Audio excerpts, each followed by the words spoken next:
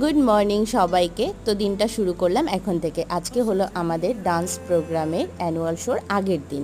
তো সকাল সকাল ক্লাসেই গিয়েছিলাম এবং ক্লাস থেকে বাড়ি এসে লাঞ্চ করে সন্ধ্যাবেলা গিয়েছিলাম আজকে একটু বিধান মার্কেটে, কারণ নাচের প্রচুর জিনিস ছোটো ছোটো কেনার ছিল। তো সেগুলোই নেওয়ার জন্য গিয়েছিলাম। ভেবেছিলাম একবারে ক্লাস থেকেই মার্কেটে যাব, কিন্তু দুপুরে এতটাই ওয়েদারটা ছিল, গরম ছিল, যার জন্য আর গেলাম না। তো এখানে সমস্ত কিছু জিনিস কিনে মার্কেট থেকে বেরিয়ে একটা মকটেল খেয়ে চলে আসলাম বাড়িতে।